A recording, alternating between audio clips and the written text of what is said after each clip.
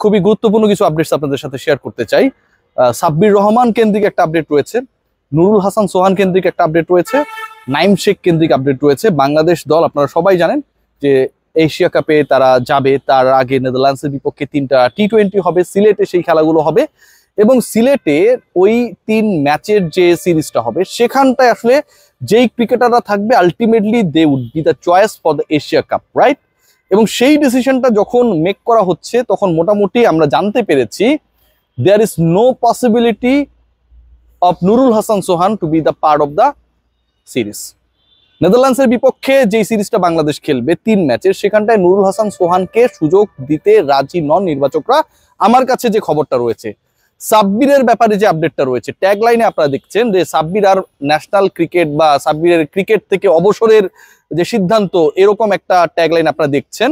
এটার আসলে সারমর্মটা কি, ভেতরের খবরটা কি, কি কারণে সাব্বির আর কখনো ক্রিকেট খেলবেন না, কেন আমি এই কথাটা বলছি। এবং থার্ড পয়েন্ট যেটা, নাইম শেখ, তার অধ্যায়টা মোটামুটি শেষ। আপাতত নাইম শেখকে আপকামিং সিরিজ এবং একই সাথে এশিয়া কাপ স্কোয়াডে বিবেচনা করা হবে না বলে জানা গেছে। নাইম শেখের ব্যাপারে এই ডিসিশনটা আসবে বা এই ডিসিশনটাই রাইট ডিসিশন, এই ব্যাপারে অনেক আগেই আমি আপনাদের সাথে ডিসকাশন করেছিলাম। আমি জানিয়েছিলাম যে এশিয়া কাপের সম্ভাব্য দলে নাইম শেখের সুযোগ নেই। কিন্তু নুরুল হাসান সোহান, মাহিদুল ইসলাম অঙ্কন, এই ক্রিকেটারদেরকে আপনি কেন সুযোগ দেবেন না যখন আপনার মিডল অর্ডার ফোকলা, যখন আপনার মিডলে কিছু ব্যাটার দরকার যাদের স্ট্রাইক রেট বেটার, যখন আপনার এমন কিছু ক্রিকেটার দরকার যে নাইম শেখকে আপনি অফ করে দিলেন, কিন্তু নাইমের সমান সংখ্যক 15-20 বল খেলার সুযোগ যদি পায় কোনো ক্রিকেটার, সে অন্তত বেটার স্ট্রাইক রেটে ব্যাট করতে পারবে, সেই ক্রিকেটারদের আপনি কেন নেবেন না? এই প্রশ্নের উত্তর আমরা এখন পর্যন্ত পাই না। সোহানের ব্যাপারে কি হলো, বাংলাদেশ ক্রিকেট বোর্ডের ব্যাখ্যাটা কি, কেন তারা রাখতে চায় না, টিম ম্যানেজমেন্টের সমস্যা কোথায়, ক্যাপ্টেন কি ভাবছে? তার আগে একটু আমি সাব্বিরের কথা বলতে চাই। প্রশ্ন নাম্বার 1, একজন ক্রিকেটার 9টা ইনিংস খেলেছেন এবং এই 9 ইনিংসের মধ্যে সেই ক্রিকেটার 3টায় অপরাজিত ছিলেন। আপনি আপনার দৃষ্টিকোণ থেকে বা যে কেউ যদি কোনো বিশ্লেষণ করে, বড় বিশ্লেষক, তাকে কি আপনি খারাপ ক্রিকেটার বলতে পারেন? সে 9 ইনিংসে 3টায় অপরাজিত ছিলেন, আনবিটেন ছিলেন, তার মানে তার বড় স্কোর করার অনেক ক্ষেত্রে সুযোগ ছিল, অনেক ক্ষেত্রে সুযোগ ছিল না, ওভার শেষ হয়ে গেছে সবশেষ বিপিএলে। একজন ক্রিকেটার ছক্কা মেরেছেন 18টা। আমি যদি ধরেও নিই যে তিনি সাব্বির রহমান একটা ম্যাচে বিপিএলে ভালো করেছে, তারই নিয়ে আমরা কেন নাচানাচি করতেছি, রাইট? এক ম্যাচে কি 18টা ছক্কা মারছে? এক ম্যাচে যদি একজন ক্রিকেটার 18টা ছক্কা মারে, তাহলে তো এক ম্যাচে তার 148 রান করার কথা, রাইট? সো যেহেতু 18টা ছক্কা 108 রান, সরি 18টা ছক্কা এক ম্যাচে মারেন নাই, তার মানে তিনি যে ওই 9টা ইনিংস খেলেছিলেন, যার 6টা আউট হয়েছিলেন, 3টায় নট আউট ছিলেন, এই ইনিংস গুলো মিলিয়ে তিনি 18টা ছক্কা মেরেছিলেন। সাব্বির রহমান রুম্মানের কথা বলছি। যেই ছেলেটা 18টা ছক্কা কোন একটা টুর্নামেন্টে মারে, তাকে আপনি টি-20 কোন ফরম্যাটে, ন্যাশনাল টিম বাদ দেন, জাতীয় পর্যায়ের অথবা আন্তর্জাতিক পর্যায়ে যে আপনি দলগুলো পাঠান, কোনো সেটআপে বিবেচনা করবেন না। এটা কি হতে পারে? এটা হয়েছে। আমরা অনেকেই বলি না যে সূর্য অনেক সুন্দর। কেউ যদি কাউকে জিজ্ঞেস করে যে সূর্য কত সুন্দর, তুমি দেখেছো? উত্তর দেয় যে না, আমি আসলে তাকিয়ে দেখতে পারিনি। কেন দেখতে পারিনি জানেন? কারণ তার আলোটা এত বেশি যে চোখ ঝলসে যায়। সাব্বিরের পারফরমেন্সটা লাস্ট বিপিএল ছিল সূর্যের মতো, এবং আমাদের সিলেক্টররা আই থিঙ্ক ওই ছোট্ট বাবুটার মতো সেই পারফরমেন্সটা দেখে নাই, যদি তাদের চোখ ঝলসে যায়। সূর্যের দিকে তাকানোটা যেমন অসম্ভব হয়ে পড়ে, অনেকটা সেরকম ডিফিকাল্টিসের মধ্যে আমাদের ন্যাশনাল সিলেক্টররা হয়তো ছিলেন। একজন ক্রিকেটারকে আপনি কোনো ধরনের কোনো সেটআপের মধ্যে রাখবেন না, despite having 160 strike rate, despite hitting at least 18 sixes, despite maintaining a better strike rate with not out innings, আপনি কোথাও রাখবেন না। এটা কখনো লজিক্যাল হতে পারে না।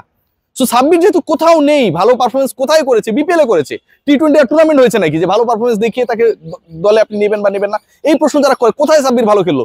ভাই বিপিএল এর পরে টি-20 কোন টুর্নামেন্ট হয়েছে? হয় নাই তো, তাকে তো কোথাও রাখাই হয় নাই। তারা আসলে ক্রিকেটের খবরটা রাখেন না, একদমই রাখেন না। তো সাব্বির খেলা থেকে অবাঞ্ছিত হয়ে যাক, খেলার দরকার নাই। এবং যতদিন অন্তত এই সিলেকশন প্যানেল থাকবে, তার আসলে খেলাটা আমি মনে করি যে তার একটা মৌখিক অথবা মানসিক অবসরে চলে যাওয়া ভালো। সাব্বিরের অবসরটাই ভালো। আমরা সাব্বিরকে নিয়ে কেউ ডিসকাশন করবো না। যারা পছন্দ করেন না তাদের শোনা লাগলো না, আর যারা কাউন্টার রিপোর্ট বানান তাদেরও শোনা লাগলো না। নুরুল হাসান সোহানের ক্ষেত্রে কি ঘটনাটা ঘটেছে দেখেন, কি ভয়াবহ। সাব্বিরের ক্ষেত্রে আপনি বলছেন যে সাব্বির তো আসলে ওই একটা টুর্নামেন্টে কিছু ভালো খেলেছে, অথচ তারপরে কোনো আপনার ন্যাশনাল টি-20 টুর্নামেন্ট হয় নাই, কোনো টি-20 চ্যালেঞ্জে তাকে আপনারা দেশের হয়ে, এ টিমের হয়ে কোথাও খেলার নাই, এইচপির হয়ে কোথাও খেলার নাই। সো আপনি যে লজিকটা দিচ্ছেন, এই লজিকটাই তো আসলে কোনো লজিক্যাল হয় না। নুরুল হাসান সোহানের ক্ষেত্রে তাহলে কেন এই লজিকটা আপনি অ্যাপ্লাই করছেন না? তিনি সব জায়গায় ভালো করেছেন, তিনি বিপিএল ভালো করেছেন, তিনি এনসিএল এ ভালো করেছেন, তিনি ঢাকা প্রিমিয়ার লিগে ভালো করেছেন, তিনি এ টিমের সাথে নিউজিল্যান্ডের বিপক্ষে ভালো করেছেন, শতক মেরেছেন, তিনি গ্লোবাল সুপার লিগে একটা দলকে নেতৃত্ব দিয়েছেন, সেখানটাও তিনি তার মতো করে ভালো করেছেন। সব জায়গায় ভালো করা একজন ক্রিকেটার, বাংলাদেশের no doubt best wicket keeper, তাকে আপনি সুযোগ দেবেন না? তিনি এই সুযোগটা ডিজার্ভ করে না? সাব্বির কোথাও ভালো করেনি যদি আমি মেনেও নি, সোহান তো সবখানে ভালো করেছে, তাকেও আপনারা নেদারল্যান্ডসের বিপক্ষে যে 3টা ম্যাচ বাংলাদেশ খেলবে সেখানটা আপনারা নেবেন না? লজিকটা কোথায়?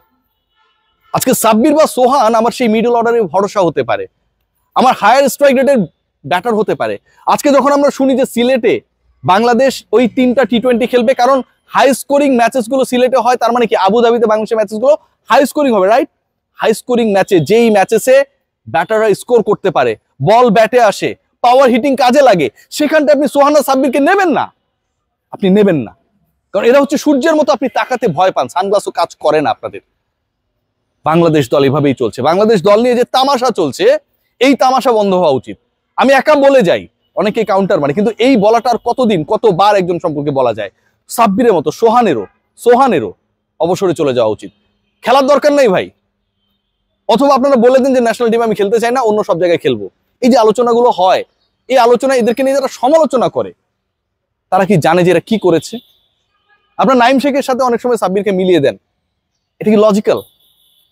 সাব্বির রহমান রুম্মান ন্যাশনাল টিমে যখন রেগুলার সেটআপে ছিল, কতটা আক্রমণাত্মক ছিল, কতটা আমাদের জন্য ক্লিনিক্যাল ছিল, প্রতিপক্ষের জন্য কতটা ভয়ঙ্কর ছিল, কতটা ডিস্ট্রাকটিভ ব্যাটার ছিল, একটু হাইলাইটস দেখে আইসেন। নুরুল হাসান সোহানের এখনো ওয়ানডের এভারেজ 82, যতগুলো সুযোগ পেয়েছেন হয় অপরাজিত থেকেছেন অথবা রানস করেছেন, 82। আপনি তাকে কোথাও বিবেচনা করছেন না।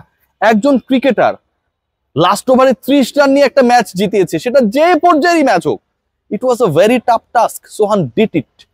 আপনি তাকে বিবেচনায় নিচ্ছেন না, তাহলে আপনার বিবেচনায় কারা ভাই? কারা? এই আলোচনা কে করবে? জাতীয় দল তামাশার জায়গা না।